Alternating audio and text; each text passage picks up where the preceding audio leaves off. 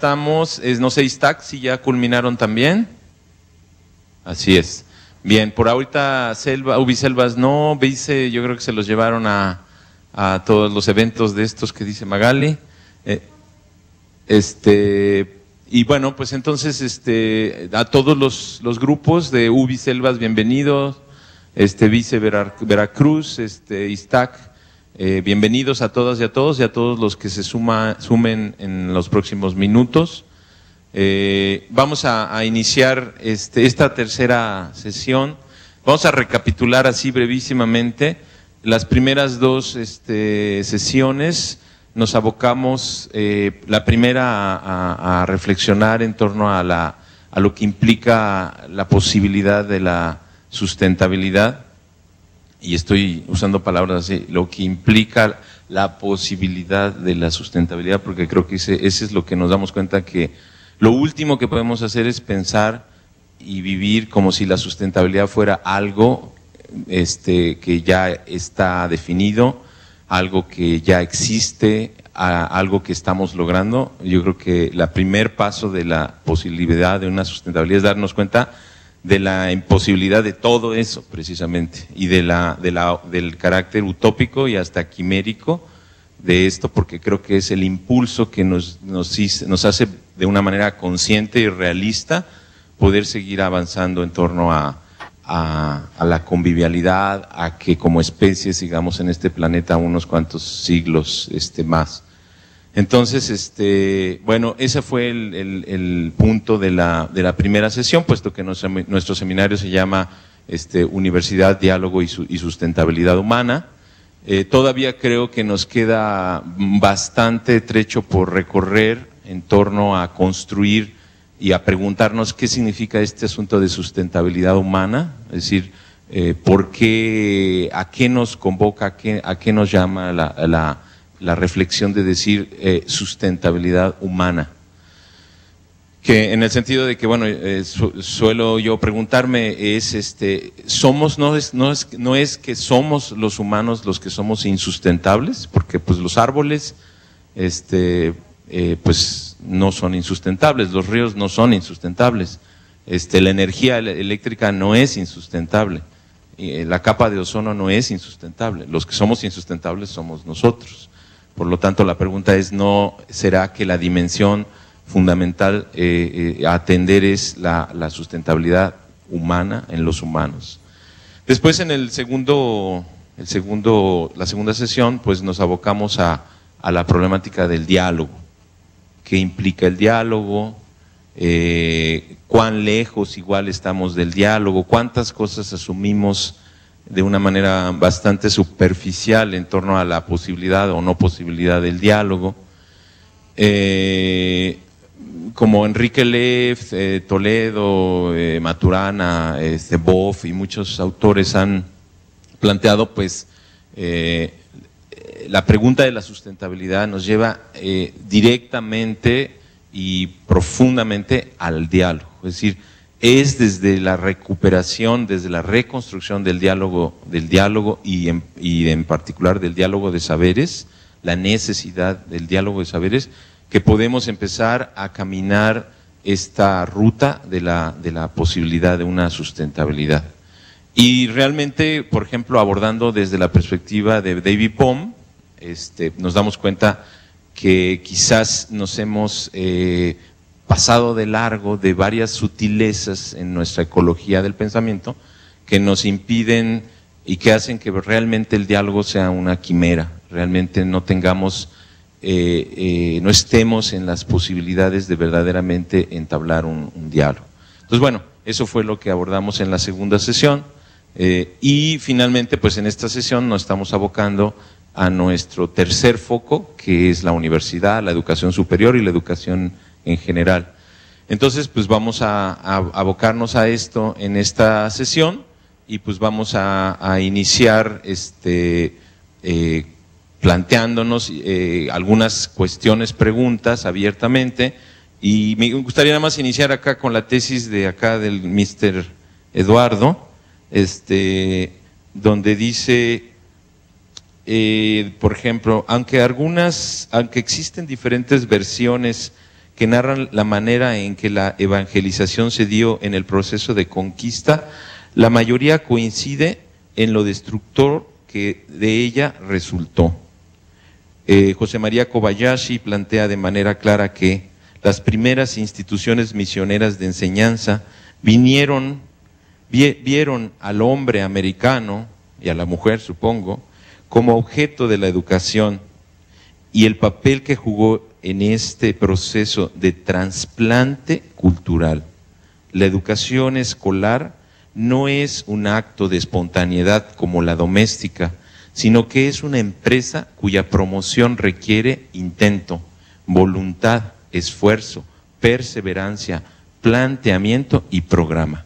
Así que no se efectúa en cualquier grupo humano, sino entre el grupo educador y el educando.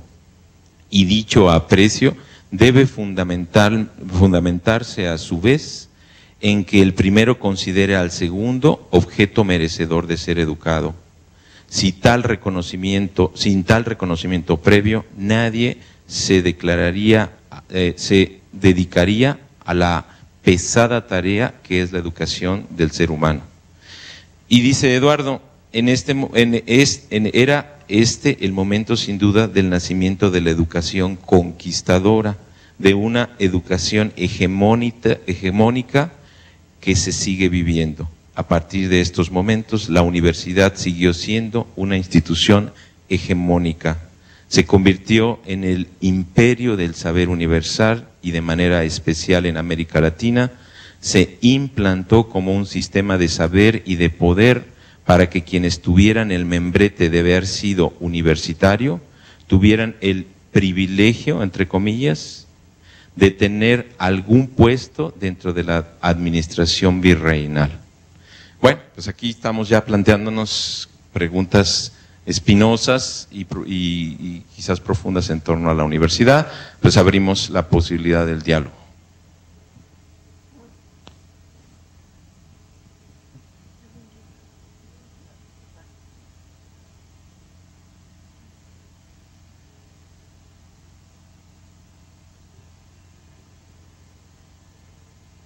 ¿Nadie?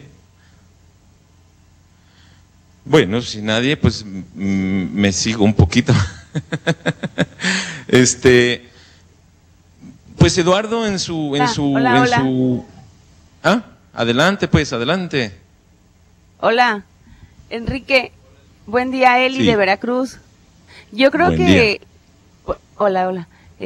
La universidad en principio tendría que reconocer que es parte de ese mismo problema en el cual está, en ese entramado, ¿no?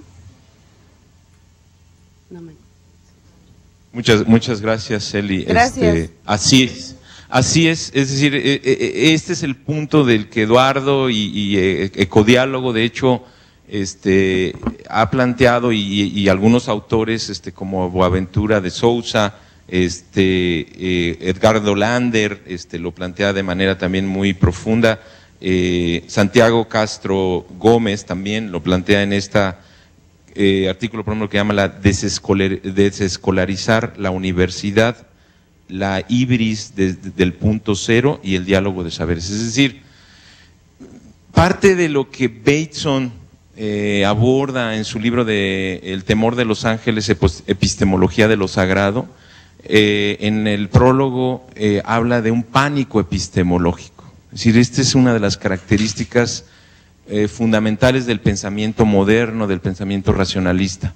Es decir, todavía no acabamos de abrir el espacio, el silencio para hacernos las preguntas pertinentes y ya corremos a buscar la respuesta. Es más, nuestra estructura de pensamiento, y la universidad entera, podría decir, está construida así, es en la búsqueda de respuestas, de conceptos cerrados, claros, definidos, que inmediatamente sustituyan a los anteriores.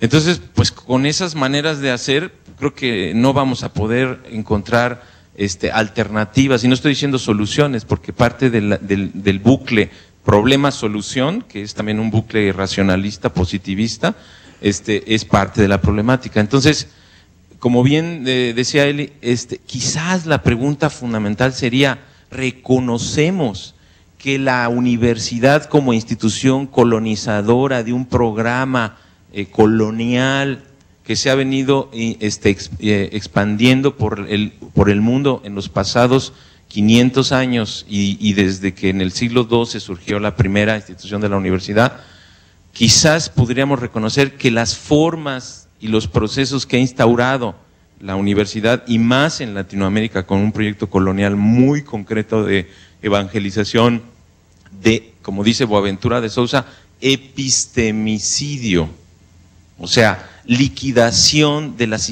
epistemologías alternativas, ¿sí? Desvaloración de la otredad, declarar que un indígena analfabeto es incapaz de nada y no tiene nada que hacer enfrente a un doctor, a un académico o un universitario, declarar las epistemologías de las amas de casas, de los artesanos, como obsoletas ante las ingenierías, y reproducir en los jóvenes el modelo del éxito como el objetivo, el modelo de la producción, del desarrollo como el objetivo a lograr, el éxito económico, académico, los grados, el estatus, ¿sí? Y finalmente en estos últimos 20 años ponernos al servicio de la industria y ponernos al servicio de las necesidades del gran capital.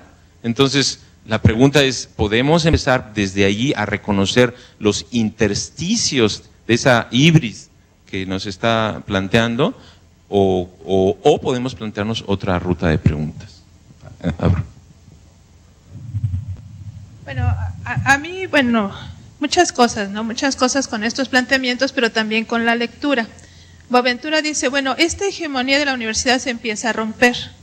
Y creo que sí se empieza a romper fundamentalmente por el tema de las tecnologías de la información, el acceso que tenemos directo al conocimiento y demás. Luego, pensando ya dentro de la universidad, uno dice, bueno, sí hay una imposición, pero finalmente el modelo educativo que tenemos ahora parte de la construcción de ese conocimiento, de esos intereses, de esa manera de plantear situaciones, y por tanto, esa visión autoritaria, hegemónica, impuesta, pues creo yo que sí se empieza a romper. El problema, y lo vuelvo a decir como lo dije el mes pasado, es luego lo que pasa en el salón de clase. Los alumnos es introyectada esta manera cultural, social, de ser receptores únicamente, y cuesta muchísimo que ellos se conviertan como ingestores de su propio aprendizaje. Por tanto, para ellos es mucho más cómodo recibir ya la instrucción, recibir el conocimiento, decir, esto tú, bueno, en nuestro caso, ¿no? Tú, abogado, debes saber esto y nada más que eso, y ellos están muy contentos con ese esquema, muy cómodos. Cuando uno plantea una manera distinta de hacer las cosas, la necesidad de que ellos encuentren sus preguntas y busquen esas posibles respuestas, incluso la parte misma de la reflexión, o sea, en un salón de clase con muchachos muy jóvenes, darles 10 minutos de reflexión para ellos es perder el tiempo, y entonces esas dinámicas son las que, desde mi punto de vista, son muy difíciles de romper. Porque creo hoy en la universidad y en las universidades en general sí hay apertura, sí hay posibilidad de introducir estos nuevos planteamientos, de reconocer las capacidades de todos, pero dentro de lo que es ya la cotidianidad hay una cultura tan fuerte, tan aprendida, que es muy difícil romperla. Gracias. ¿Alguien más? ¿O de por allá? Sí. Bueno, Uzbistak, sí. aquí. Sí, adelante. ¿Es tu nombre, por favor? Eli de Uzbistak. Definitivamente, dentro del paradigma epistemológico del pensamiento, ha ido una evolución, y por ejemplo, dentro de los pensadores, vamos a llamarlo así, contemporáneos, epistemológicamente hablando, tenemos a Karl Popper, porque Karl Popper, por ejemplo, de alguna manera rompe ese paradigma o traza esas nuevas visiones en donde rompe esa parte del estudio metafísico, y también, por ejemplo, acude a lo que es el positivismo dentro de un método científico, es decir, que él va a abarcar de todo un poco para construir una realidad que es basada precisamente en esa observación, en la que todo ser humano está llamado precisamente a poder contribuir en esa forma de pensar, de sentir, a través de nuestros pensamientos, de nuestros sentimientos. Y por ejemplo, está ahorita la situación de esta reforma educativa, la crisis en la que estamos inmersos a nivel educacional, y que bueno, las universidades están pues viendo esa forma de cómo empezar a tratar, cómo dar soluciones, cómo dar respuesta ante esas.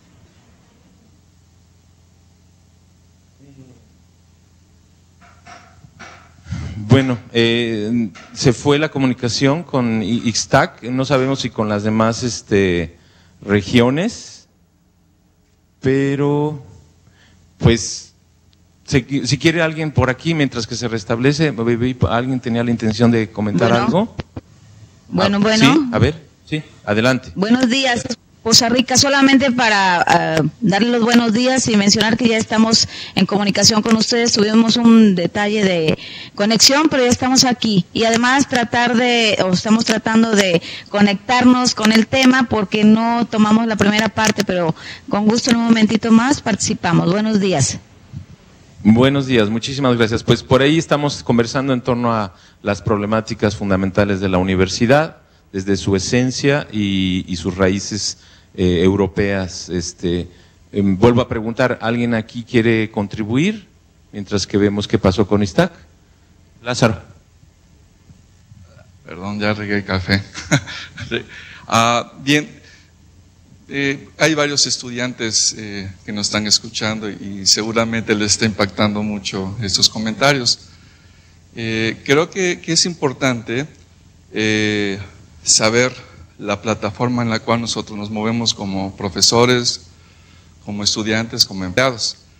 Creo que es muy importante hacer esa reflexión de dónde nace y para qué y qué objetivos tiene la universidad. Si la universidad se crea como un proyecto de Estado, y actualmente las universidades públicas en todo en el mundo se está rompiendo esa relación entre Estado, un proyecto de Estado, proyecto de nación, con la universidad, que tiene un papel, tiene un papel importante en esa creación de desarrollo de un Estado. Sin embargo, bueno, los fines por los cuales se construye, se crea la universidad, pues es precisamente por el Estado, con unos fines de establecer su proyecto de Estado. Entonces, la universidad, si nosotros reconocemos el origen de la universidad, su papel y su función, podemos seguir creando otros caminos. O sea, a final de cuentas, nosotros siempre estamos en el área de confort, no queremos el biólogo, el ecólogo, el abogado, como bien decía la compañera, no nos queremos mover de nuestras áreas de confort, porque esa es en la cual nos sentimos más cómodos, pero es muy raro que un biólogo, por ejemplo, se meta a sociología, que un médico se meta a otras áreas, etcétera. Entonces creo que la oportunidad de esto es la reflexión para poder buscar y transitar pues a otras formas, otros papeles que la universidad puede tener. Ahora, la universidad pública como tal pues tiene un compromiso importante, porque es pública, o sea, el presupuesto que manejan las unidades viene de todos los que aportamos impuestos, etcétera.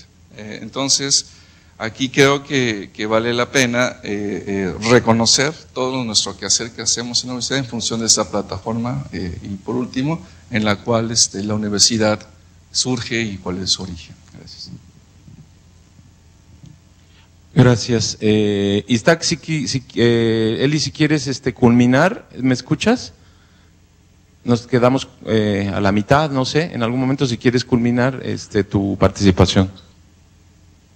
Sí, gracias. Sí, se perdió, parece ser que una parte. Bueno, pues les decía yo que, bueno, esta preocupación nace precisamente del pensamiento humano Y bueno, hay muchos científicos, ¿verdad?, que han tratado de explicar qué es lo que está sucediendo. Y dentro de la lectura que nos mandaron, no recuerdo si fue de Pizarro, pero me gustó una parte en donde habla o citan a Paulo Freire, en donde versa y establece que todo se debe de darse bajo una acción, una praxis. Es decir, todos estamos llamados a hacer algo, a contribuir en ese quehacer epistemológico, en las nuevas construcciones de pensamiento, dar nuevas propuestas. Y bueno, ¿por qué no formar lo que se formó hace 2 o 3 siglos del Círculo de Viena, en donde se hace un grupo multidisciplinar precisamente para ir contribuyendo poco a poco desde nuestro ámbito a ese nuevo quehacer? Gracias. Gracias. Martín.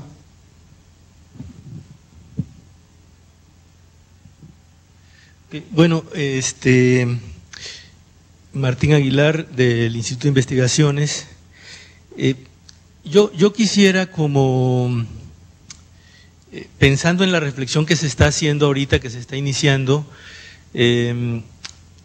digamos, y a partir de una de las lecturas de Boaventura de Sousa, yo creo que hay algunos elementos que reflejan por lo menos algunas de mis preocupaciones en relación a lo que es la universidad y concretamente no solamente el diálogo y el conocimiento, sino también la universidad pública, ¿no? Entonces, a mí lo que me hace reflexionar, digamos, la lectura es 2 puntos básicos. Uno es en qué momento estamos ahora, en qué momento estamos de la transmisión, de la reflexión y del papel que juega el conocimiento y la universidad pública. Y en qué papel estamos en nuestra universidad dentro de ese contexto, digamos, internacional y nacional. Entonces, me parece a mí que hay 2 elementos de la lectura de Boaventura, digamos, que pudiéramos extender a otras lecturas, pero a mí en lo personal me parece interesante. Un primer elemento es que él plantea una especie de diagnóstico de cómo estamos en la universidad pública ahora a nivel internacional, pero se ubica fundamentalmente en una visión de aquellas universidades que han vivido el proceso de colonización, ¿no? Entonces, lo plantea ahora sobre la universidad pública básicamente en un sentido latinoamericana. Y en ese diagnóstico hay 2 cosas que a mí me parecen muy importantes. Una es, pareciera ser que la dinámica internacional actual del capitalismo lo que está planteando es arrasar básicamente con uno o varios modelos del conocimiento ubicado fundamentalmente en la universidad pública. Entonces la reflexión sería, primero es, ¿ese modelo de la universidad pública es un modelo homogéneo? Me parece que no, ¿no? Pero digamos sí hay una especie de pensar en que la universidad pública, que tiene una representación a nivel del Estado-Nación y que tiene la idea de ser una universidad pública incluyente, parece que es un modelo que ya quedó atrás. Digamos, ese es un primer elemento. Y un segundo elemento es una universidad ahora que está inmersa en las necesidades y en las demandas básicas del capitalismo mundial, que es el mercado, ¿no? Y que es la sociedad del conocimiento y de la información. 2 elementos que nosotros las tenemos muy presente aquí en nuestra universidad. Ahora, ¿cómo lo hemos mediado? Eso es otra cuestión y otro elemento de reflexión. Y un segundo punto que quisiera anotar nada más es que podemos pensar que ante un proceso global pues no tenemos nada que hacer, como con la reforma educativa, ¿no? O sea, hubo un debate muy fuerte todo el semestre pasado sobre la reforma educativa y a mí me tocó participar en una mesa donde se decía, pues es que los organismos internacionales ya dictaron y es muy difícil ir en contra de este proceso internacional educativo, ¿no? Entonces, la pregunta que yo me haría es, y que me parece muy interesante lo que plantea Boaventura en este sentido es, estamos hablando de un proceso de globalización, pero también podemos pensar en un proceso de globalización alternativa. Esa es una pregunta. Y la otra sería, estamos hablando de un capitalismo en la globalización que arrasa y que rompe con todos los medios y procedimientos de la educación, que había que todavía que debatir eso, o estamos hablando, o puede haber una globalización positiva, como dicen otros autores, ¿no? Entonces, para Boaventura de Sousa pareciera ser que la construcción de la escuela, de la universidad, puede ir en otra dirección, por un lado planteando una propuesta de educación distinta, donde está planteando la ecología de saberes, la investigación, acción, etcétera, que eso implica toda una epistemología, ¿no?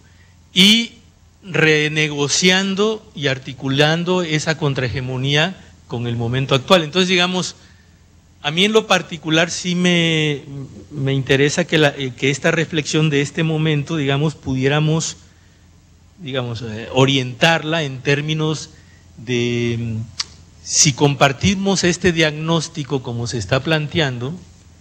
Digo, puede haber varias formas de abordarlo, ¿no? Pero digamos, si en términos generales hay un diagnóstico que nos está diciendo que hay una problemática muy fuerte a nivel internacional, ¿cuáles son los pasos en donde se tiene que construir esta alternativa educativa distinta? Digo, no hay una respuesta, pero digo, ¿por dónde pueden ir los pasos? ¿Por dónde lo tenemos que reflexionar?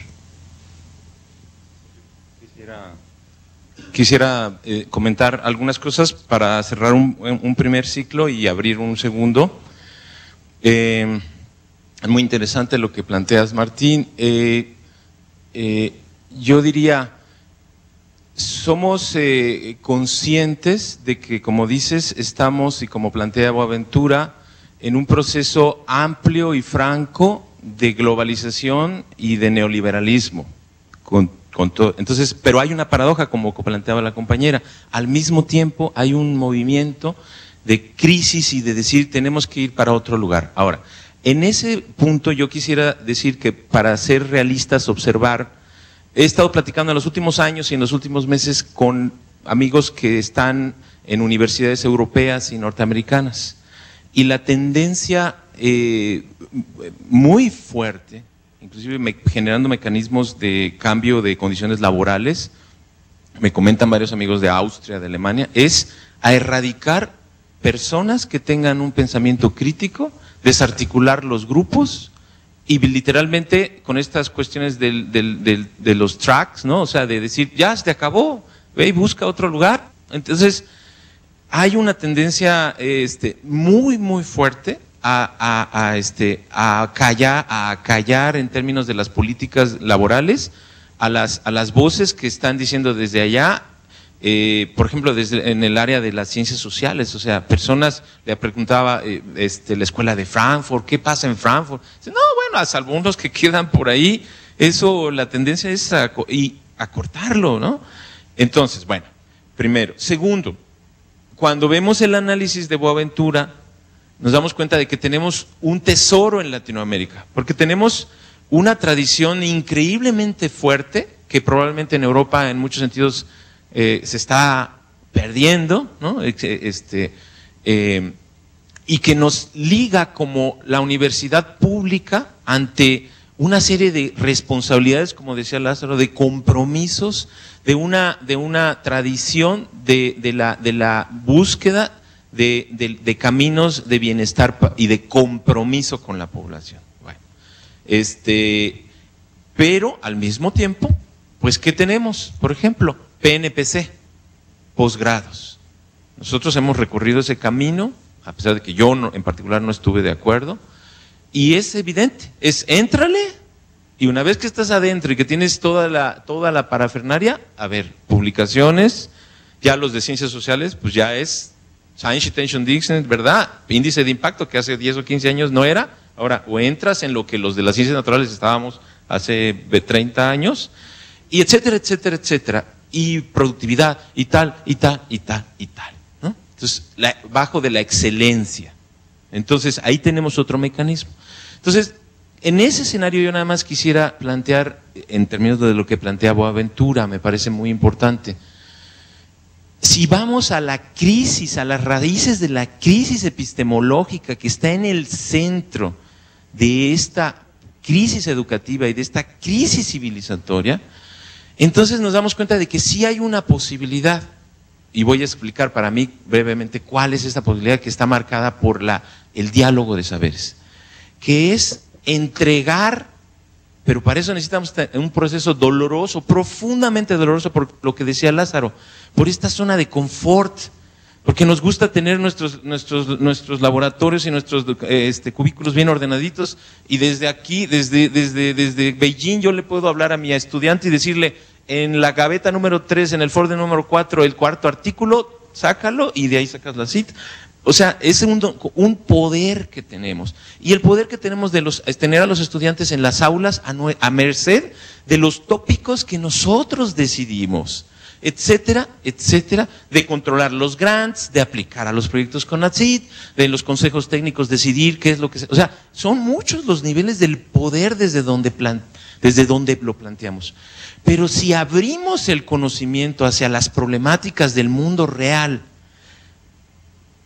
construimos, que ese es un camino larguísimo y dolorosísimo, el diálogo de saberes, y entregamos en un diálogo y en una cooperación a las comunidades, con las comunidades, el poder, ¿verdad? Una vez que un instituto, que una escuela, que, por ejemplo, en Jico, ¿qué estamos haciendo? Plantear que en la Facultad de Arquitectura 4 o 5 experiencias educativas, cuerpos académicos, se comprometan con convenios a través de la COSUSTENTA, de la Dirección de Vinculación, a largo plazo, a que no vayan los alumnos a extraer los datos, a hacer sus trabajitos y ya me fui, y ya hice mi tesis. No, a un proceso profundo de ver la sustentabilidad humana y que los contenidos sean co-creados. Que haya un compromiso de que donde dejamos el trabajo, ahí sigue. Que haya rendición de cuentas, que la noción de excelencia no sea un paper publicado en Londres que no sirve para nada, para los efectos concretos, que no genera un diálogo de saberes. Entonces, para mí, esto que plantea Boaventura de la ecología de los saberes, del pensamiento, de las epistemologías del sur, implica un trabajo personal de abrir, entregar el poder, crear posibilidades, y desde ahí podemos resistir, porque es la política, y termino, por ejemplo, el Plan Puebla-Panamá y los zapatistas. ¿Quién hubiera dicho en el año 90, cuando Salinas estaba, ¿verdad?, en la ola, que unos indios patarrajados iban a ponerse en medio de Puebla y Panamá, ¿verdad? Y ahí está todo el uranio, el agua, los bosques, y lo pararon, y siguen en resistencia, ¿verdad? Entonces, esa es la posibilidad, por supuesto inteligentemente, no nos vamos a ir a enfrentar a tomar, no tiene nada que ver con eso, es al contrario, como decía Gandhi, es la acción, es desde la suspensión, desde el amor, y esa es la más difícil, la más fácil es ir y golpear, ir y hacer manifiestos, es desde la opción de el no hacer. Gracias, Enrique. A mí me gustaría que detonemos la participación colectiva, tanto en las regiones como aquí mismo, y con todas estas gatilladores que Enrique pone en la mesa, ¿no? ¿Alguien quiere comentar algo? Sí. Sí, gracias. Bueno, yo les quiero comentar, por vivencia propia, por experiencia propia, muchas veces es lo que comentan los muchachos, como dirección de vinculación que somos, hacia, por ejemplo, el reto que tienen de vivir una experiencia propia. El dejar a un lado el libro y el de todo esto que es la globalización, que a través de la computadora, a través del internet, a través del manual, a través del libro, te dice cómo resolver un problema. Pero a la hora de salir afuera del aula, a la hora de estar en esa realidad, se dan cuenta que muchas veces no, el libro está equivocado. El problema no es tanto ese, el problema es de que cuando ellos quieren asumir un compromiso y dicen, lo voy a resolver de acuerdo a lo que en este momento estoy yo viviendo, de acuerdo a mi conocimiento teórico que recibí en el aula y que en este momento lo puedo desarrollar a nivel práctico, hay un alto. No se puede. ¿Pero por qué no se puede? Por cuestiones políticas, educativas, que no lo permiten. Desde ese punto de vista, los estudiantes tienden a, como que en cierta manera, a preocuparse, hablando desde el punto de vista humano, pues me vengo para abajo. Por más que yo quise hacer un estudio, quise llevar a cabo o dar una respuesta desde una vivencia propia, desde una experiencia real en ese momento, no me lo permitió una cierta política en la cual yo me hago la pregunta, ¿hasta dónde estamos preparados para esos cambios? Son cambios muy rápidos, muy acelerados, en los cuales en el aula, pues, el maestro, en cierta manera, está dando a conocer conocimientos del 80 y tantos para atrás, del 90 y tantos, o del 2000, cuando en la verdad estamos en el 2014, ¿no? Y en 7, 8, 9 años, las normas cambian y cambian y cambian y cambian y cambian, y es un cambio acelerado, rápido, fuerte. ¿Hasta dónde estamos nosotros preparados para dar respuesta a esos muchachos en su momento, ¿no? Que requieren de ese conocimiento, que requieren de esa respuesta, no tanto del internet. Yo me meto al internet y veo la bibliografía, ya tengo la respuesta, no. Realmente cada momento, cada situación, cada periodo vive su momento, ¿no? Vive una cierta realidad. Entonces, a lo que me refiero es hasta dónde podemos estar nosotros preparados para ese momento, ¿no? Existen, y sobre todo para dar respuestas, pues, desde un punto de vista desde varios sectores, en la salud, en la ecología, en la política, desde el punto de las normas, ¿no?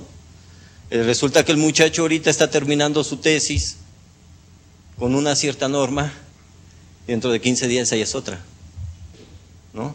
Entonces, ¿hasta dónde se le permite a esta fuente de conocimientos que se desarrolle, que salga, ¿no?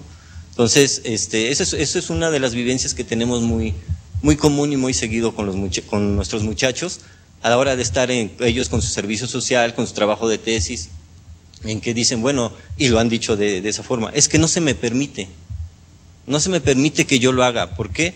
Porque, bueno, al frente tengo al maestro que tiene todo un historial, que o por el libro tal, o por ta. ¿Hasta dónde hay que darle fuerza a ese muchacho? ¿Cuáles son las vías? ¿Cuáles son, en cierta manera, esos diálogos de saberes? ¿Cómo facilitarle esos diálogos de saberes a los muchachos para que tengan esas oportunidades? Que confíen en sí mismos, que tengan, a través de esas vivencias propias, puedan darlo a expresar. Yo siento que como que ahí hay un pequeño toque, un pequeño choque, en el cual cuando el muchacho se quiere desprender, quiere llevar a cabo esa actividad, hay algo que ¿qué será ese tope, ¿no? Es la pregunta que muchas veces nos hacemos. Muchas gracias. ¿No quieres que le demos chance, Eduardo? Si alguien de las regiones, por favor, gusta participar, y después Eduardo, si levantan la mano o toman el micrófono. Poza Rica, Ángeles, buenos días. A ver, adelante, Ángeles. Bueno, mi comentario, la verdad que a mí me enganché con esta parte donde se hace la reflexión a 10 años y a 20 años, que finalmente es este diagnóstico que plantea el autor. Algo que a mí me llama la atención y me hace reflexionar sobre una propuesta, y es de lo que estamos viviendo precisamente en este grupo, cuando se habla de como 2 puntos centrales en este diagnóstico, que así lo rescato: reducción de la inversión estatal en la universidad pública y la globalización mercantil de la universidad. Lo relaciono con esto de la evaluación que hacen organismos pares para determinar la educación de calidad.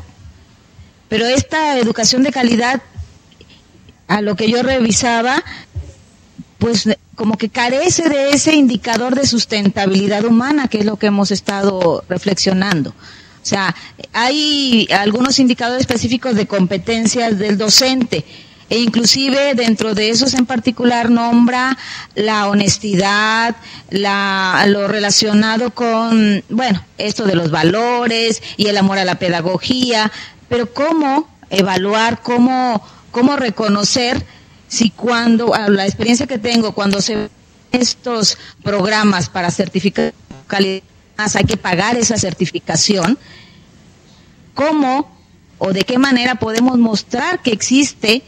Yo creo que ni siquiera lo estamos tomando en cuenta, nos ocupamos más, lo que recuerdo es el clima organizacional, que es a donde pudiera tocar un poquito este elemento que estoy mencionando. Entonces, en esta parte me quedo como con una serie de preguntas, ¿no será aquí un área de oportunidad como para proponer? Porque inclusive en una lecturita que pude hacer de algún autor, no recuerdo el nombrecito, pero hablaba de que estos indicadores ya de alguna manera están superados. Habría que replantearse porque están dirigidos a la mejora de infraestructura económica, habilitación docente y sistematización de la información de manera sencilla, de fácil interpretación. Pero esta otra parte, me parece que este autor desde hace 10, 20 años, de alguna manera lo venía visualizando. Gracias.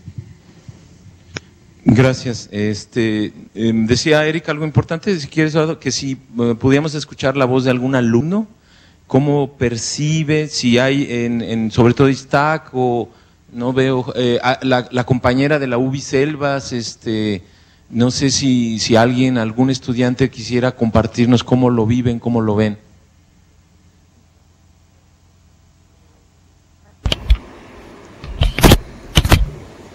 Adelante, adelante. Adelante, compañera de UBI Selvas, ¿quieres participar, compañera? Sí, pero creo que va a participar USB, no sé. No, adelante, compañera UBI Selvas, adelante. Ok, bueno, buenos días, mi nombre es Lidia. Escuchando los comentarios, retomando el comentario de la participación anterior de Poza Rica, exactamente, nosotros como alumnos muchas veces vemos difícil ese sentido, ¿no? De desarrollarnos o desarrollar nuestro conocimiento por nosotros mismos, así como que un poco más solos, ¿no? Porque muchas veces cuando intentamos hacerlo, pues siempre hay un maestro o alguien así, más avanzado que nosotros, que muchas veces así como que nos retienen, ¿no? Como que a veces nos prohíben o nos delimitan a la acción. Entonces, a veces sí nos vemos así como que un poco involucrados en el miedo, de decir de que no, si lo hacemos solos o no lo hacemos así como nos los están planteando, siguiendo así como que sus consejos o algo así, sí podremos caer como que en un error, ¿no? Podremos hacer nuestros proyectos o nuestras investigaciones como que mal, ¿no? Y pues sí, como que cometemos ese error de no intentarlo y de estar siempre ahí pegados a un docente, ¿no? Que nunca es malo, pero sí como que a veces necesitamos esa pequeña libertad de intentarlos, no importa cometer errores, pero sí como que muchos se quedan así con esa reforma, ¿no? Anterior de que fuerza tenemos que seguir lo que ellos nos indican, y pues muchas veces sí, ¿no? Como que no nos dejan desarrollarnos así por nosotros mismos, ¿no?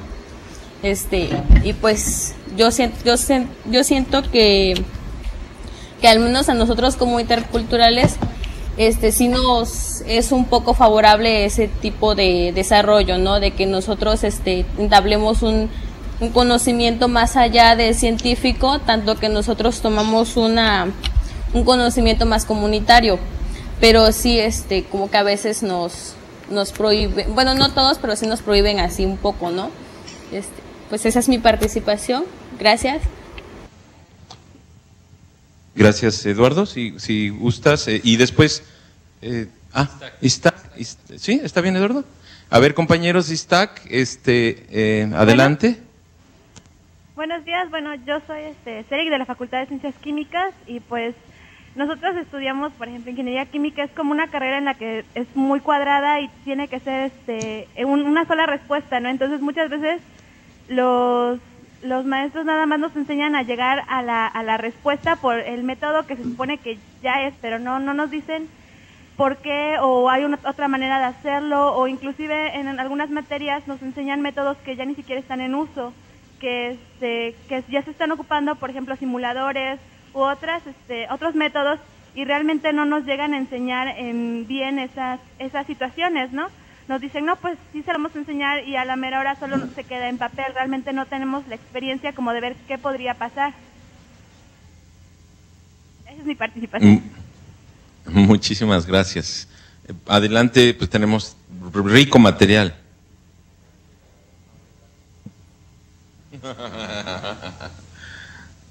Bien, pues yo antes que todo quiero decirles que he hecho un ejercicio de como decimos acá, los disque dialogantes de suspensión, ¿no? De aguante, de participar, porque pues el tema de la universidad para mí es un tema que me apasiona, tanto así que, como decía Enrique, me llevó a hacer una tesis doctoral y con muchos desafíos personales, sobre todo porque quiero compartirles que tanto aquí en la UB como en la UAP, que fue donde hice el doctorado, descubrí o constaté, o todo a la vez, que cuando el académico y académica es autorreflexionado, es invitado a autoobservarse o a investigarse, de verdad que probablemente, bueno, algunos amigos aquí,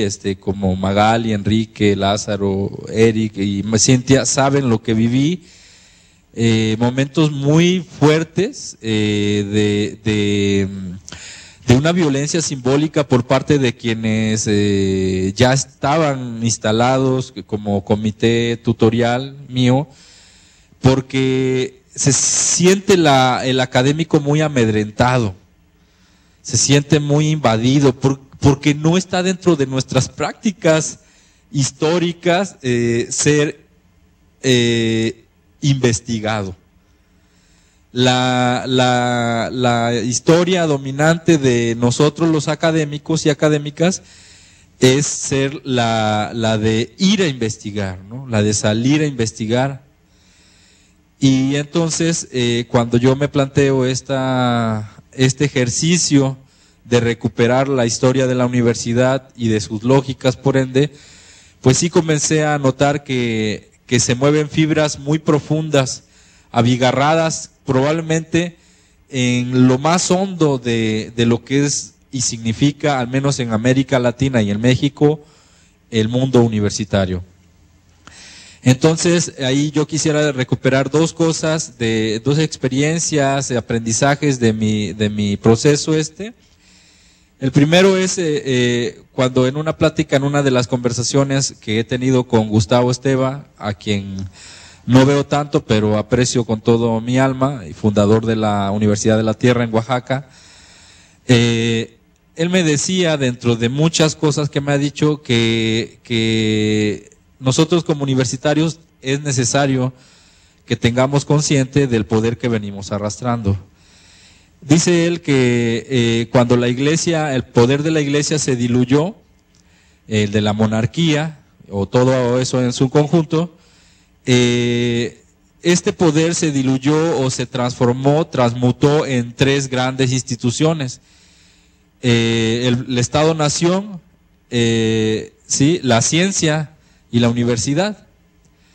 Entonces, cuando él me dijo eso, yo comprendí mucho de las lógicas como actuamos actualmente y de cómo la universidad actúa en consonancia, digamos, en relación con estos otros dos instancias, de los cuales está no solo muy relacionada, atada, sino que es cómplice.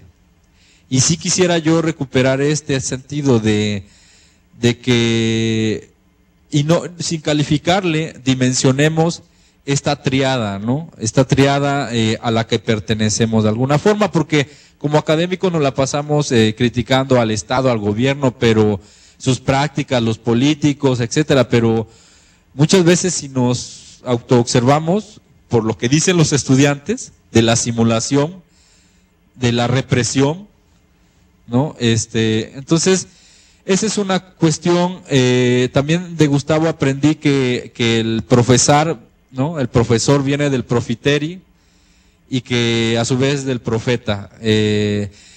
Entonces, de alguna forma, él también comenta que nosotros los profesionales nos convertimos en los sacerdotes, pero con el membrete de la ciencia, y por eso no hemos sido cuestionados, ¿no? Por básicamente muy pocos ramos. Entonces, pero finalmente quiero pasar a otro aspecto que tiene que ver con lo que decía Enrique y Martín, de vislumbrar los cambios, los grupos, los pasos, las rutas alternativas, ¿no? Yo sí creo en eso, por eso es que me he ilusionado y apasionado tanto por esto. Yo quisiera llamarnos la atención que este espacio ya puede, seguro yo podría decir está haciendo, pero puede llegar a ser un espacio colectivo, participativo, de reflexión universitaria, con vías a construir cosas. Estamos construyendo cosas muy valiosas. Ahora mismo en una hora se va a entregar los diplomas de un diplomado en sustentabilidad para la vida. Que como sabemos, en ese diplomado, por primera vez en toda la Universidad Veracruzana, pueden participar, como Rubén y Cintia, que fueron diplomantes de esta primera edición, teniendo grados, títulos, pero teniendo no absolutamente nada de eso, siendo una persona del campo, de la ciudad. Entonces, el hecho de que este diplomado albergue, tenga la posibilidad de albergar personas y desescolarizadas, creo que son cambios que de alguna forma ya se están suscitando, y este colectivo para mí es una de las intenciones con las que abrimos este seminario, como dice ahí la convocatoria, generar redes y generar posibles colaboraciones en torno a la sustentabilidad o a lo que sea, ¿no? Entonces, yo creo que sí se puede. Hay un término que John Holloway de ahí, de Puebla, comenta que se llama hacer grietas en la universidad. En esta universidad dominante, en esta universidad napoleónica del Estado, ¿no? Sí se puede hacer grietas en la universidad, y yo creo que esto es parte de estar generando la grieta, ¿no? Muchas gracias. Muchas gracias, sí, Eduardo. Buenas tardes. Pensé que iba a ser también de tu propia experiencia, que sería muy bonito, pero bueno, ahí en algún momento. ¿Quién quiere por allá participar? Sí, oye una voz. días. Buenas tardes, buenos días. Mi nombre es Andrea Franco, soy de Veracruz, de Ciencias de la Comunicación. Bueno, escuchando sobre los estudiantes, la participación de mis compañeras y también sobre ustedes. Creo que sí reconozco que a veces los maestros no reprimen como tal. Bueno, no, creo que no es la palabra, sino a veces como que simplemente no llegan al conocimiento que quisieran ellos impartirle a los estudiantes. También por parte de los estudiantes, a veces como que no nos llama mucho la atención de lo que estamos escuchando, porque a veces nada más se vuelve el maestro se vuelve nada más emisor, y nosotros somos receptores, pero no sin ninguna participación. Entonces creo que el problema actual es sobre, en lo que veo en el aula, es que no se integran, o sea, no hay integración. Los maestros como que no dan esa participación como tal para que el alumno se integre y dé ese conocimiento, porque el conocimiento teórico es es necesario, conocimiento empírico debe ser, y eso es como que es lo que nos falta tanto como para maestros como para alumnos, que nos integremos en ese tema, y porque el teórico a veces se vuelve cansado para nosotros como alumnos. Bueno, por ejemplo, en mi facultad pues tenemos varias materias, entonces pues no podemos abarcarlas todas como queremos como estudiantes, ¿no? Entonces sí se podría, yo creo que hay una vía de integración en todas las materias que llevamos o llevemos a futuro, porque como compartís en un comentario decían, estos estudios, ¿cómo lo vamos a llevar a cabo en 5 años, en 10 años, cuando yo en 4 años salgo de la universidad y voy a buscar un trabajo, cosas así, y no voy a saber impartirlo? Entonces, creo que desde la universidad es la escuela, es ese paso donde tenemos que experimentar todo, tanto leer, también como para vivir. Entonces, creo que podemos integrarnos, podría decir que es un punto que lo dejo sobre la mesa, sobre la integración tanto de maestros con alumnos, no de que veamos al maestro como, él es superior y yo soy un estudiante que soy menos que él. No, creo que todos somos un poco iguales, simplemente con conocimientos diferentes, pero integrarnos en cada uno de nuestros papeles, pero vaya, con toda esa forma de conocimiento tanto teórico como empírico. Gracias, esa es mi participación. Muchísimas gracias. Podríamos decir coaprendientes, coaprendices, coaprendedores, como solemos decir en Ecodiálogo. ¿Alguien por acá que quiera participar? ¿Sí? Adelante. Perdón, pero es que son muchas cosas bien interesantes. Bueno, yo quisiera decir, por un lado, y me llamó mucho la atención la intervención de hace un rato y ahora, el hecho de que el principal error, creo yo, desde mi punto de vista, es que el maestro diga tengo respuestas. O sea, que el maestro llegue a un salón y diga yo les voy a enseñar cosas, les voy a enseñar cómo trabajar, cómo resolver problemas y demás. Creo que ese es el primer error, ¿no? Yo creo que por ahí tendríamos, porque incluso si uno les dice en el libro está la respuesta, ahí es donde ya estamos fallando desde el principio. Pero lo que me llama mucho la atención con esto que se ha comentado es lo que también Boaventura plantea, sobre esa crisis de legitimación que la universidad tiene, precisamente porque lo que se aprende en el aula muchas veces sirve muy poco o no sirve de nada en la práctica. Y entonces cuando empezamos a tener esa imposibilidad de resolver, y los modelos educativos hoy así lo plantean, pues vamos a ver más hacia la parte más heurística, hacia la parte más práctica, que el alumno no es que tenga el conocimiento, sino que tenga las herramientas para enfrentar ese mundo complejo, difícil, incluso a veces anárquico, al que se tiene que enfrentar en el mundo laboral. Entonces yo creo que por ahí ese es un primer planteamiento que tenemos que perfilar en el sentido, tanto los docentes como los estudiantes, de que las respuestas no están ahí. Las respuestas se van a generar cuando nos enfrentamos a los problemas y tenemos esas herramientas. Y la segunda cosa que me gustaría retomar es lo que hace rato se platicaba Martín, y luego también cuando se habló de estos programas del PNPC y de CONACYT y demás, que yo creo que uno de los grandes problemas en la universidad es precisamente esa sociedad mercantil en la que vivimos, esa economía de mercado, ese capitalismo muchas veces impuesto desde fuera, más que impuesto por ideología, por la necesidad económica. O sea, la universidad está pasando por un problema presupuestario muy fuerte, y no solo la universidad, sino en general, y creo yo que el tema de la corrupción es algo que habría también que pensar y que atender de alguna manera. Pero entonces, como no hay recursos, los grupos de investigación, los académicos, acudimos a estas convocatorias internas o externas para obtener esos recursos, y hay un montón de parámetros con los que no estamos de acuerdo. Entonces, cuando entramos con la necesidad de tener un financiamiento, creo yo, en ocasiones hasta perdemos la congruencia de nuestras propias convicciones, de nuestra propia ideología. No estoy de acuerdo en cómo se evalúa, en cómo se plantean las cosas, pero como tengo la necesidad del recurso, entro y hago lo que me estén pidiendo. Y caemos en otro grave vicio que hoy tiene la universidad, que es la simulación. O sea, no hago lo que me parece que se debe hacer y hacia donde tengo que caminar, sino que empiezo a trabajar hacia esos parámetros internacionales.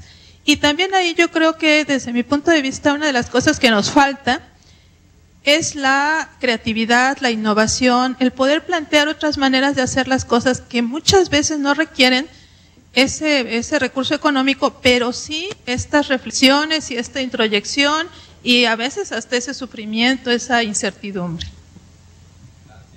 Muchas gracias. Puntos sumamente valiosos. Adelante, Rubén. Adelante. Bueno, yo quiero comentar solamente un aspecto, el del profesor subversivo, transgresor de las normas. Y lo voy a hacer mediante un ejemplo. Cuando la universidad, en busca de esa innovación y calidad de la educación, para complementar el programa, el modelo educativo, incursionó en el diseño de experiencias educativas con base en actividades, y esas actividades con base en problemas, proyectos y casos, ¿no? Me estoy refiriendo a Proyecto Aula. En ese entonces propuse una experiencia educativa mixta. En vez de dar habilidades de pensamiento por un lado y lectura y redacción por otro, como yo era el profesor de ambas experiencias, pues que las junto. Y entonces cuando hablaba yo de un ensayo, pues lo veía yo desde el aspecto de la lectura y la escritura, pero además desde la argumentación, considerando que el ensayo pues es un texto eminentemente argumentativo. Y bueno, eso no cumplía las normas y por lo tanto no pasa al siguiente nivel, ¿sí? Esto, cuando ustedes hablan de los documentos indexados, pues resulta que al contar mi experiencia, pues la cuento desde mí, porque es la que me sé, y me la sé porque la viví. Pero si la cuento yo, resulta que no vale. Se la tengo que contar a alguien más para que el otro le escriba y al otro le vale. ¿Sí? Entonces cuando la chica de Selvas dice, nosotros aprendemos a partir del saber comunitario, ¿no? Bueno, yo puedo contar mi experiencia y se la cuento al otro, y en ese contar, en ese observar, él aprende de mí. Pero en reciprocidad, pues yo lo observo y escucho lo que tú me cuentas, y entonces ahí aprendo yo, ¿no? Y entonces estaba proponiendo una idea de las 3 miradas. La primera es la autoobservación. Obsérvate. Y una observación es, obsérvate que estás aprendiendo. Obsérvate cómo aprendes. Observa qué aprendiste, ¿no? Pero también una mirada hacia el otro. Por ejemplo, yo ahorita los estoy mirando a ustedes, ¿sí? Pero me veo reflejado en ustedes. Lo que dice Martín, lo que dice Rebeca, lo que dicen en las regiones, ¿no? Eso que dicen me hace a referencia a mi experiencia de vida, ¿no? Pero para que yo pudiera tomar el micrófono, me tuve que dejar observar. Por lo tanto, empiezo a ser modelo del que me está observando. Y aquí haría yo referencia a 2 cosas, ¿no? Uno, la gestión desde mi ámbito, pero la gestión desde el ámbito superior. Es decir, ¿en qué momento podemos, los que estamos abajo, ir subiendo y los que están arriba ir bajando para encontrarnos en el centro y poder tener modelos más flexibles de aprendizaje? Y ahora, a relación de lo que comenta Eduardo del diplomado, inmediatamente se me vino a la mente un cuento de Cricri. Cricri le da un curso de ciencia en 3 lecciones a los animales del bosque. Y la apis melífica o abeja, ¿no? Y ahí va. Y al final le dice, pues ya acabó el curso, ya váyanse. Y los conejos y los gamos se quedaban. ¿Qué esperan? Y alguien dijo, nuestros diplomas de sabios. Entonces, ¿por qué necesitamos legitimar el conocimiento cuando ese conocimiento lo único que está haciendo es darle trascendencia a mi vida. Y si mi vida trasciende a partir de la convivencia con nosotros, pues entonces esto se podría ver de manera diferente. Pero efectivamente, ¿cómo hago que la trascendencia de mi vida la pueda yo conectar a la trascendencia económica? Si no tienes SNI, no vales. Si no estás en un cuerpo académico porque no tienes tiempo completo, no vales. Y ahí pueden derivarse muchas cosas, ¿no? Muchas gracias. Vamos, Eric, y después si alguien quiere de las regiones, podemos pasar después de Eric. Adelante.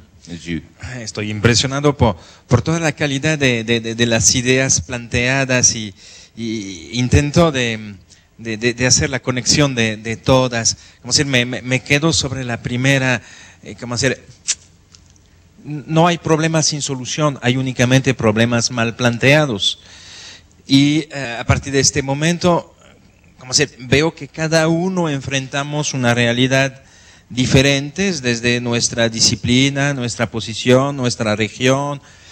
Entonces, ya ahí está la primera complejidad. Después, comparto completamente, como decir, nuestras zonas de confort. Y justamente aquí una de nuestras dificultades es que cada uno desde su trinchera tiene que ir a probar, salir un poquito de su zona de confort. Y este momento, como decir, es la convergencia en un cierto punto donde todos queremos trabajar en una cierta dirección. Como decir, lo podemos ver en estos círculos, como decir, finalmente, diálogos de saberes. Entonces, ya todos nos estamos exponiendo un poquito, compartiendo nuestras ideas y saliendo un poquito de nuestras zonas de confort. Tanto los estudiantes, los académicos, los administrativos, los personales de apoyo.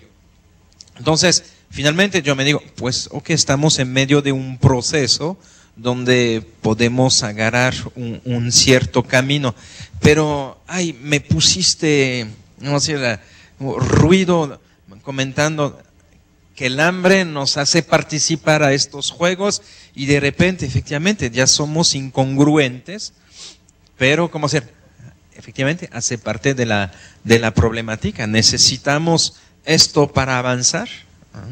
Gracias. Muchas gracias, Eric. Alguien por allá de las regiones y Magali también, ¿sí? ¿Alguien por allá? Sí, Enrique, Margarita. ¿Dónde? Margarita, Veracruz, vamos a dar. Sí, por favor.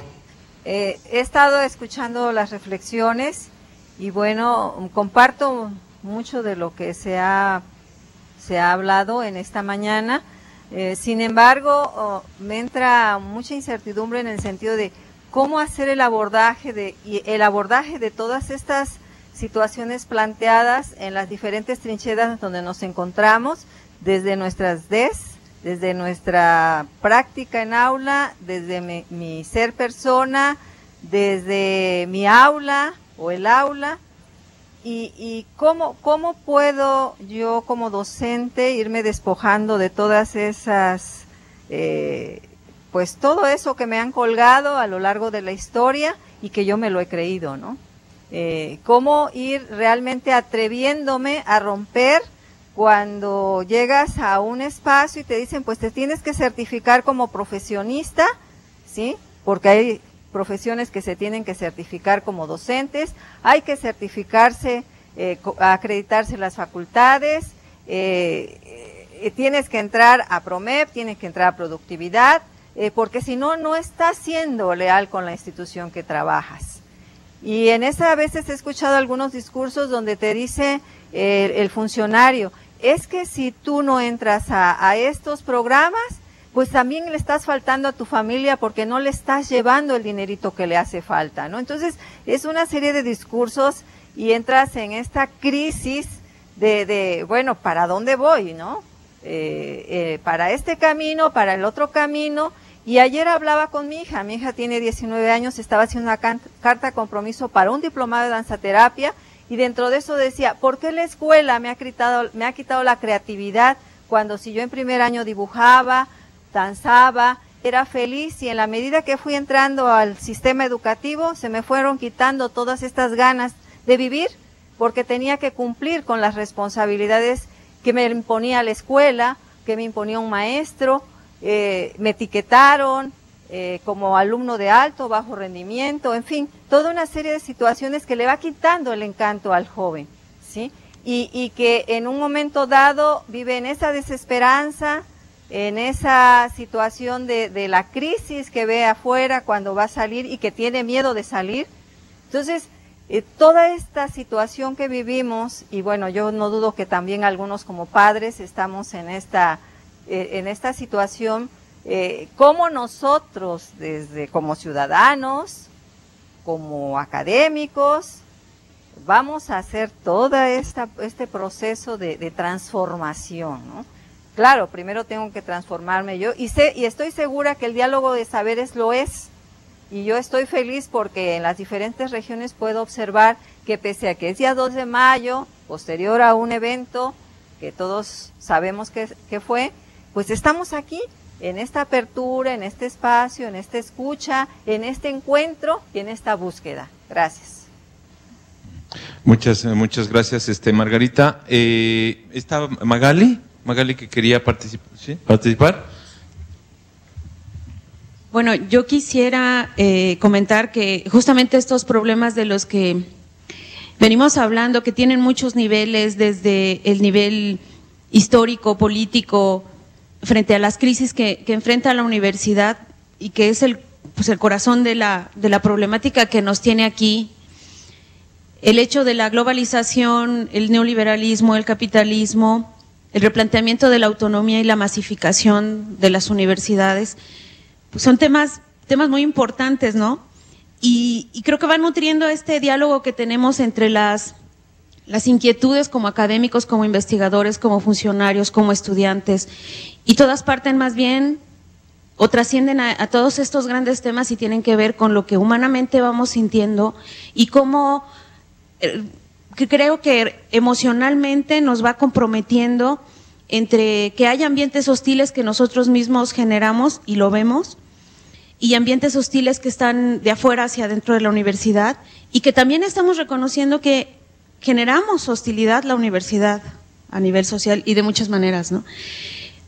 Pero como trato de cultivar la esperanza, diría que sospecho que hay muchas resistencias de diversas formas y la construcción de un altermundismo universitario en la Universidad Veracruzana y en otras, y que nos falta encontrar cuáles son esas resistencias que están teniendo los estudiantes frente, por ejemplo, frente a la violencia social, frente a la violencia que reciben en las aulas. Ellos tienen ya desarrollados mecanismos para mantenerse a flote, motivados, etcétera, ¿no? Y otras también las estamos desarrollando los profesores. Sospecho que todas esas resistencias pueden abrazarse y que esa podría ser parte de la tarea de este lugar, que por otra parte yo quiero agradecer porque, por ejemplo, la UNAM tiene su centro de estudios sobre la universidad, pero ¿cuántas más universidades lo tienen? Y es más, en eso se estudia ¿a cuál universidad? ¿Se estudia a la misma? ¿Cuántos trabajos como el de Eduardo, o más bien el trabajo de Eduardo hubiera pasado, que estudia a la universidad, si él hubiera hecho el doctorado en la propia universidad? Porque pues es hasta cierto punto, con todas las resistencias y los fríos que él nos comenta, pues hasta cierto punto fue fácil encuerar a la UB en otra universidad, como hubiera sido fácil encuerar a otra universidad dentro de la UB, pero a la UB dentro de la UB. Pero creo que esas son parte de las cosas que tenemos que ir abrazando, y que este espacio, que sí agradezco, porque en la universidad pues no existiera un centro de estudios de la propia universidad, pero existen espacios como estos. Y sospecho también que en muchas universidades no han surgido. Sí lo existe aquí en la UB, ¿eh? Sí lo existe. Sí existe de documentación y no sé qué, lo existe. Por eso, pero es el protocolo, la semilla que podría ser, no sé si en ISTAC veía este movimiento o pasamos con Lázaro. Yo hace ratito levanté la mano, entonces si no veo nada de movimiento, pasamos, sí, a ver, una compañera de ISTAC y después seguimos. Lázaro, contigo, adelante. Sí, Buenos días. Mi nombre es Julio César Palacios, de acá de Uzbistac. Escucho los comentarios y las aportaciones que hay de las diferentes zonas y bueno, en su momento yo también fui universitario y la preocupación más grande que escucho es como resultado final del producto que elabora cada universidad en cuestión de sus alumnos. ¿Qué es lo que sale de una universidad al final de la formación de un alumno, ¿no? O sea, ¿es un simple ser humano con conocimiento o es una persona, un ser humano con esa calidad y esa calidez que tuviera que ofertar antes que nada, independientemente de su conocimiento, ¿no? O sea, su conocimiento se supone que por consecuencia propia está lo sustenta una cartera de maestros que se lo imparten, ¿no? Lo que puedo llegar a observar también es esa rigidez, ¿no?, con la que el alumno se tiene que formar, porque tiene que cumplir con diversos lineamientos y especificaciones para al final cumplir con lo que se le exige y se le demanda, ¿no? Pero no tiene esa libertad, yo escuchaba, ¿no?, esa creatividad y sobre todo, ¿no?, esperemos que esta reforma educativa favorezca en mucho a todo ese proceso de formación, ¿no? Ya que antes de esta reforma educativa, pues en lo que fue el sexenio de Salinas de Gortari fue la última observación que se hizo en cuestión de esos contenidos, ¿no? Y de esa formación redundo, ¿no?, al respecto, ¿no?, de cada alumno. Al final de todo, pues como alumno se te coarta, ¿no?, de muchas cosas, se te reprime de muchas cosas. Existe ya por la parte ya laboral esa exposición de las pocas o casi nulas herramientas con las que uno cuenta para poder enfrentarse a la realidad tal cual es, ¿no? A ese celo profesional y a ese temor del ya experimentado por sentirse desplazado por el nuevo, ¿no? Por el que trae nuevas ideas, por el que viene fresco, ¿no? Por el que viene apenas recién salido, ¿no?, de una universidad, ¿no? A nivel laboral también pues nos enfrentamos con otro tipo de cuestiones, ¿no? El estudiante se enfrenta a otro tipo de cuestiones como es pues el grosor de su currículum, ¿no? Aunque en las aulas nos dicen, pues tienes que ser autodidacta, ¿no?, para enriquecerte y para poder crecer, ¿no?, como profesional, poner en práctica todo, ¿no? Y al final de todo, en una entrevista laboral lo que pesa más es el grosor del currículum, no de antemano. México es el país de los documentos, ¿no? Entre más grueso sea tu currícula, se supone y por lógica pues tienes el vasto conocimiento, aunque como persona quizá igual desmerezcas mucho, ¿no?, en tus capacidades interaccionales, ¿no?, con los demás, en tu calidez y todo, ¿no? Bueno, al final esa es mi aportación, ¿no?, a lo que se ha comentado al respecto. Muchísimas gracias. Lázaro, sí, voy a ser muy breve. Sí. Voy a ser muy breve nada más. Quiero compartir esta reflexión articulando un poco lo que se está diciendo y un poco lo del libro de Sousa Santos, de la lectura. Sousa Santos menciona diferentes caminos para transitar hacia una universidad diferente. Es una universidad alternativa. Y así hay muchos modelos también de universidades. Creo que siempre el gran reto es el cómo, ¿no?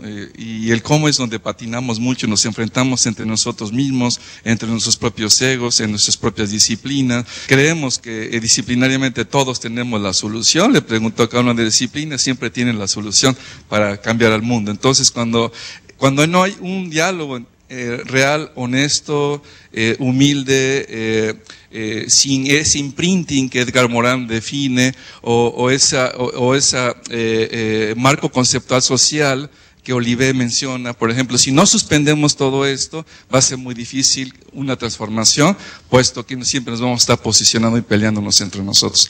Entonces yo creo que como lo hemos dicho en este proyecto de sustentabilidad, nuestra columna vertebral dentro de este proceso es el diálogo profundo como una herramienta fuerte, que es una punta de lanza que nos abre a otros campos de diálogo entre científicos, entre profesores, entre docentes y estudiantes docentes, entre estudiantes propios, etcétera. Entonces yo estoy convencido que la sustentabilidad vista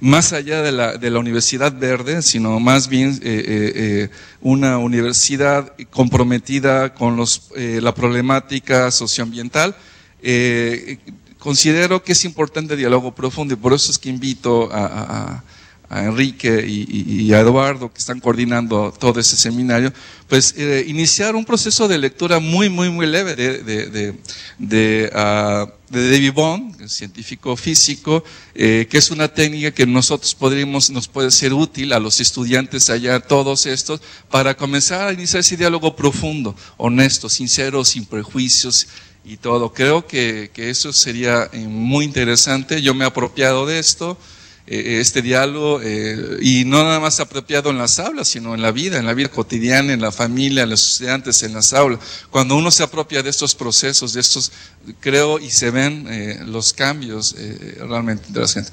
Mientras no pongamos nuestros egos disciplinarios o de títulos profesionistas, etcétera, etcétera, va a ser muy difícil que nos pongamos de acuerdo, aunque tengamos los mismos objetivos. Entonces yo invito pues a que hagamos todos esos prejuicios, a final de cuentas, a un lado, para realmente transitar hacia una transformación. Es una oportunidad que tenemos, entonces creo que la debemos aprovechar. Gracias. Gracias, Lázaro. Quisiera enmarcar, como en facilitación, terminemos, quiero enmarcar, y luego Eduardo, y ya luego demos espacio a que cada región cierre su círculo, abordando brevemente cada uno, sobre todo este escenario que plantea Lázaro. Entonces, quiero decir, enmarcar algunos y dirigirlo hacia los dóndes, hacia los cómo. Nada más empezar diciendo que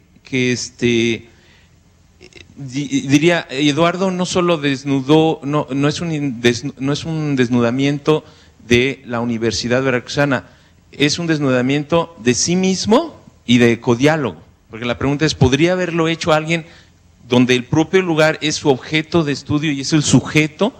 Pero más allá, donde el objeto es Eduardo, porque son niveles, ¿no? Bueno, la otra cosa es que algo que Lázaro decía y que se dijo aquí, y Eduardo lo mencionó, es en el siglo XII cuando inicia la universidad. Iván Illich, en un artículo que ahí por acabo de escribir, retomando lo que dice en el viñedo del texto, es en el siglo XII cuando la teología y la enseñanza de la religión hace el cambio de la cultura alfabética a la cultura libresca, y es cuando nace. Entonces, no solo es un proyecto de Estado, es un proyecto de la indoctrinación, o sea, de cómo ejercía la Iglesia el poder y eso es lo que jala la universidad.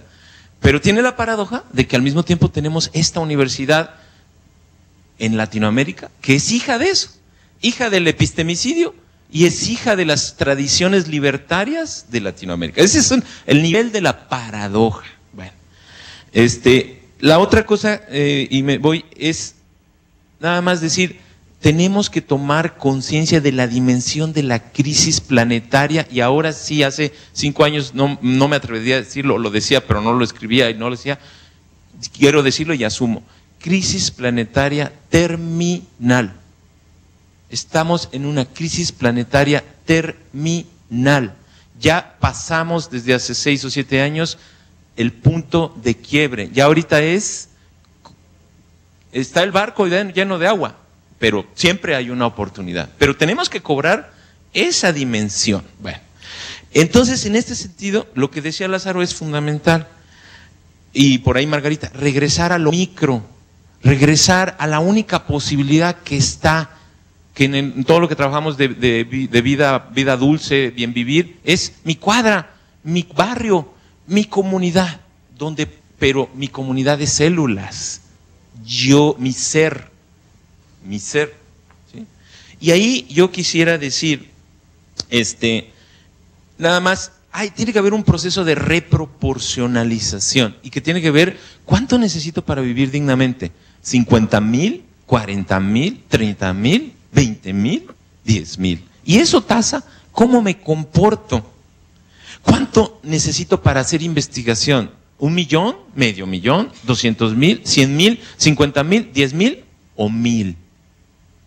Yo estudié mi licenciatura en Cuba y en Cuba los profesores ganan $20 o $30 al mes. En aquel entonces no era tan grave la situación, pero a mí me impresionaba con lo poquito que se hacía, lo mucho. Y entonces acá vivimos pues pensando en el nuevo coche 2015 y en pagar. Entonces tiene que haber un proceso de reproporción, porque nos hemos convertido, como dice Iván Illich, y lo dice Eduardo, la escalera de la instrucción va en la escalera del consumo. Entonces, ¿cómo podemos regresar?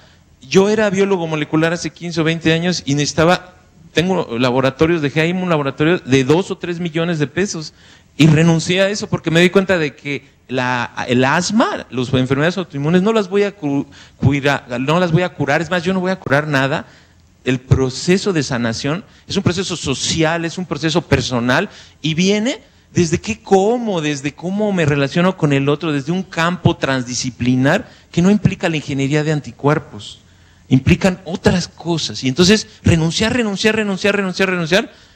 y ahí aparecen las oportunidades. Bueno, y ahora, en términos de lo que dice Lázaro, estamos acostumbrados a la epistemología de dar respuesta, la epistemología del concepto, la epistemología de que el conocimiento es aquello que describe fielmente la realidad. Y esa es una manera, pero las epistemologías del sur no tienen prácticamente nada que ver con eso.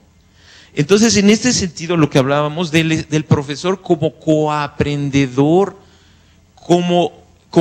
y eso es un problema político, liberar el poder y el espacio político para que los estudiantes recuperen el poder de plantear sus preguntas y de que yo nos acompañe en co-crear las indagaciones para llenar de conocimiento disciplinar, multidisciplinar, interdisciplinar, transdisciplinar y de diálogo. Es un espacio infinito. Entonces, en este sentido, yo quisiera reintegrarse, lo que dice Basarab, para hacer una indagación, una investigación, no in vitro, in vivo, pero in vivo empiezo en vivo desde este ser, y eso es un proceso muy doloroso. Por eso me gusta la experiencia de Eduardo y bueno, y la mía también, de plantearla. Es un proceso dolorosísimo, porque tienes que ceder a que ya no vas a andar dando vueltas por el mundo, a que ya no vas a llamarte a que tú eres el chicho, de que tú eres el que sabes, a presentar los libros, sino a ser humilde en el trabajo cotidiano y a que te dé el valor la relación con una persona, tanto como el viaje a Nueva York a ser la gran autoridad que va a decir si los transgénicos sirven o no. Entonces, en ese sentido, lo que quiero decir a la ecopedagogía. Cuando trabajábamos en la DGDA, y es un privilegio que la universidad tenga gentes como Rubén, en este sentido yo decía, mi visión de ecopedagogía es 2 elementos: calidad del ser, invertir en la calidad del ser, porque ese ser es el que genera el conocimiento, ese ser es el que genera los problemas, y lo decía el compañero, el compañero de ISTAC, ¿verdad? La calidad y la reproporcionalización, quitar el 90% de los contenidos y dejar el espacio a las problemáticas y a las necesidades de los estudiantes. Y eso en un escenario de participación, una visión participatoria del mundo, desde lo cuántico, desde la teleportación, las partículas subatómicas están conectadas más allá del espacio y del tiempo. Es un mundo participatorio. Entonces, en ese espacio es en donde surge la creatividad, la posibilidad, como dice Lázaro, de suspender mis creencias y entrar en como decía la compañera de la UBI, no es nada más, Rubén, abrevar del conocimiento participativo y colectivo, ser conocimiento, romper este paradigma no, decimonónico de que yo termino aquí y de que mi conocimiento está en mi cerebro y no en el tuyo, ¿sí? Y finalmente, en este sentido, una visión sistémica, como bien decía Rubén, lo plantea muy bien. Yo no puedo plantear todo esto confrontatorio, sino tengo que buscar los espacios del beneficio tuyo y mío, y también el de la SEP y el de todo, porque estamos conviviendo. No plantear estas cuestiones fundamentalistas que excluyen al otro, sino buscar esa necesidad de un bien común para desde ahí decir, vamos a hacerlo juntos. Finalmente, lo que decía Eduardo, este espacio es un espacio de posibilidad co-creativa. Y por eso digo, el no hacer.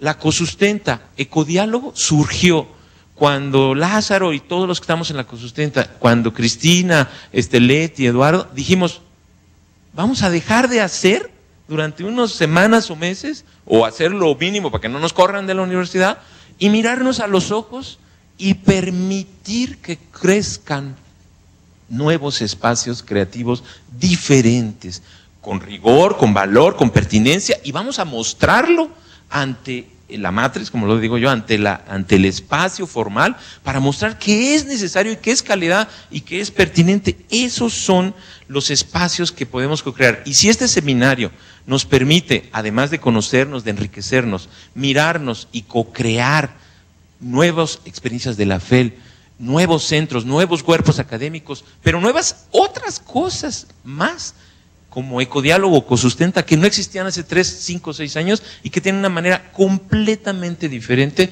de hacer las cosas.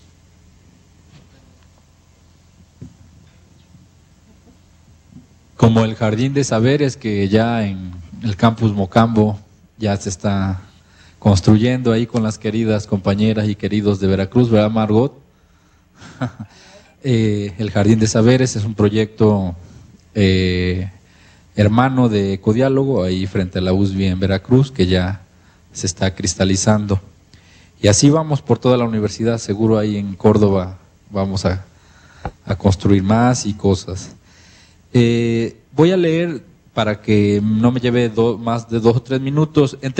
Primero, en términos de yo siempre he manifestado cuando puedo, porque esto que manifiesto no lo manifiesto en cualquier lugar, porque es de la responsabilidad socioambiental en términos de la crisis en la que estamos, de la universidad.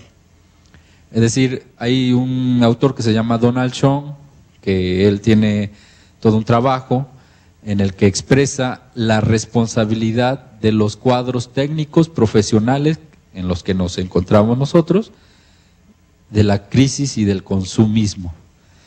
Mi experiencia, por ejemplo, me acuerdo en la Facultad de Sociología, cuando era yo estudiante, siempre le cuento esto a amigos, hace algunos ayeres, que si yo reviso y hago una gráfica de mi nivel de consumo en ese momento y el ahora, después de ser ya académico y bla, bla, bla de la universidad, doctor, es impresionante, ¿no? Entonces lo que dice Iván Illich es eso, la escalera de la escolarización es una escalera programada, pensada, diseñada por parte del capital. Ahora, yo quiero decir, el capitalismo somos también nosotros, la universidad y quienes le conformamos. Podemos no serlo, como decía Martín, podemos ser una ruta alternativa y es lo que intentamos. Pero yo creo que en un ejercicio de sensatez tenemos que reconocer. John Holloway dice que la universidad es una institución capitalista y es importante. Pablo González Casanova nombra esto último que ha hablado de la evaluación, de la productividad, que a partir de los años 80 se comenzó a dar como capitalismo académico, donde dice que todo el personal de la universidad, la mayoría se dedica a estos tortibonos, nos dedicamos, ¿sí?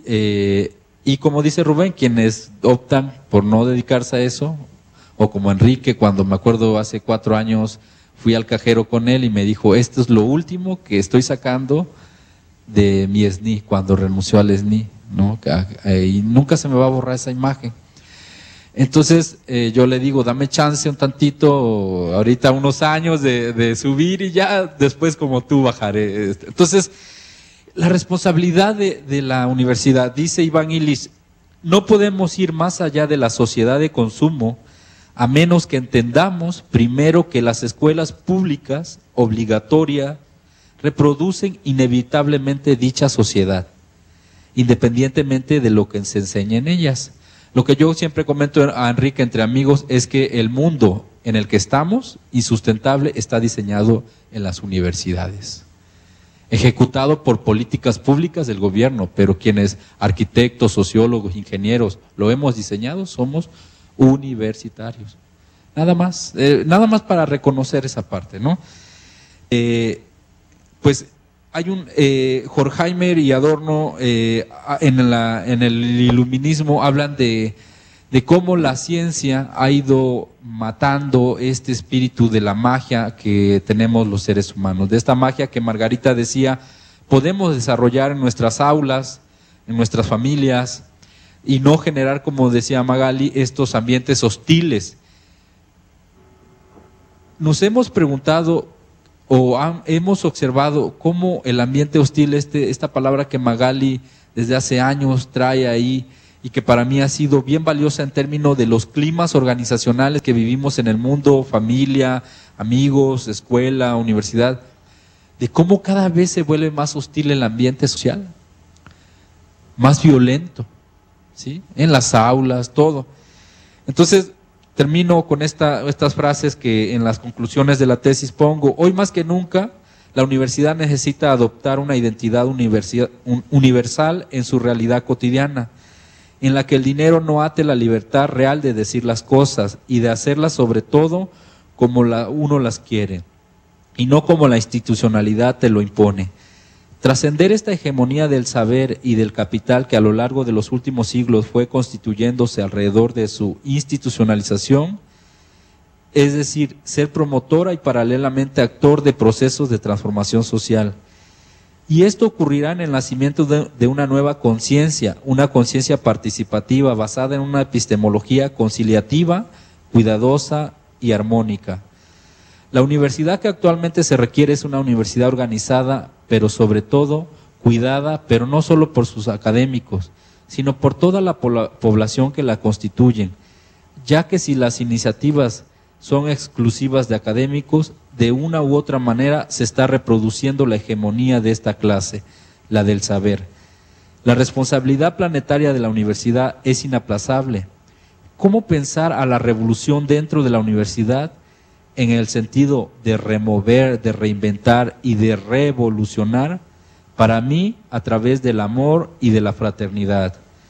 Lo que estoy tratando de plantear es que la universidad necesita remontarse a su arquetípica identidad, la de universitas, la de hacer comunidad, dejando los académicos de silenciar otras voces, otros mundos, en los que no intervengamos y que, tal como nos lo sugiere Foucault, tengamos claro que las masas no tienen necesidad de nosotros para saber, saben claramente, perfectamente, mucho mejor que nosotros, y lo afirman extremadamente bien. Pero existe un sistema de poder que obstaculiza, que prohíbe, que invalida ese discurso y ese saber. Poder que no está solamente en las instancias superiores de la censura, sino que se hunde más profundamente en toda la malla de la sociedad.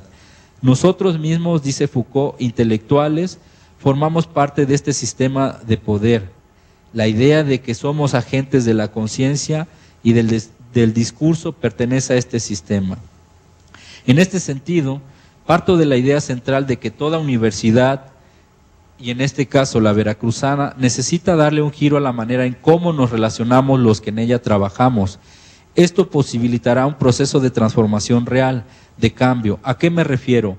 Hace algunos años, en uno de los talleres que facilité en la región Orizaba, con un conjunto de profesores, profesoras, una de estas, Graciela, profesora de Ciencias Químicas, recuerdo que muy convincentemente decía que la sustentabilidad en la universidad necesita comenzar a darse por quitarnos en nuestras relaciones humanas esos títulos de doctor o de maestro, pues según ella son títulos los que nos generan una distancia en nuestra relación, con lo que de inmediato concordé, ya que siempre he buscado la posibilidad de un mundo de igualdad, Este es mi mayor sueño, mi grito, un grito de resistencia y de lucha por encontrar nuevas maneras de vivir la vida dentro de la universidad. Y a pesar de todo, ese sigue siendo mi principal horizonte. Gracias. Bien, pues vamos a terminar, entonces a dar espacio a los círculos de la palabra final de cada región, y retomando que nos veremos el día 6 de junio a las 9 de la mañana, por ahí les comunicamos todos los detalles de cosas que estén por ahí pendientes. En particular el día de hoy tenemos prisa porque llegan las autoridades. Y nada más decir que agradezco mucho a Lázaro porque estamos ahí con Eduardo y Eduardo, que si el diálogo, ¿no? Y yo decía, pero dimos los 3 espacios como para plantear la problemática, pero yo insistía y insisto lo que dice Lázaro, que es muy importante darle un espacio a ir explorando los intersticios de cómo reconstruir desde lo micro, desde mi calidad del ser, mis formas de pensamiento y de comunicación. Y el trabajo de David Bohm y la praxis del pensamiento propioceptivo, es decir, de la reencarnación de lo que estoy siendo pensando, desde el trabajo del diálogo profundo es una posibilidad. Entonces, por ahí tenemos la iniciativa de dedicarle los primeros minutos de las sesiones a hacer este trabajo de pensamiento propioceptivo y de suspensión para el diálogo profundo. Y desde la autonomía, ahí vamos a hacer una propuestita, estamos evaluando todo esto. Y finalmente, pues entonces cada región cerramos con nuestro círculo de la palabra, y aquí vamos a hacer lo mismo en nuestra... ¿Alguna cosa? Ok, a partir de las 11:30 les comentamos que va a ser la entrega de los diplomas y cierre ya formal de la primera generación del diplomado para que estén... ¿Va a haber transmisión, Eduardo? Bueno, entonces si lo buscan lo hacemos y podemos estar, van a venir las autoridades a partir de las 11:30 hasta las 12:30 de la mediodía. Entonces vamos a iniciar nuestro círculo de la palabra y ya terminamos, y adiós, abrazos, besos por allá, y si nos vemos al ratito, pues por ahí las queremos y los queremos mucho. Gracias. Y estamos aquí juntos en este proceso comarcal. Pues lo que pasa es que si tú me dijiste que a las 11 y bueno, entonces vamos a terminar con nuestro círculo de la palabra. Adiós, compañeras, compañeros. Empezamos. Perdón, a ver, rápido. Sí. Bueno, pues creo que tienen que decidir. Bueno, no sé si lo puedan decidir ahorita, si no en un ratito que nos digan, porque ahorita es difícil. O sea, necesitan valorarlo, supongo. Bueno. El círculo de local, adelante.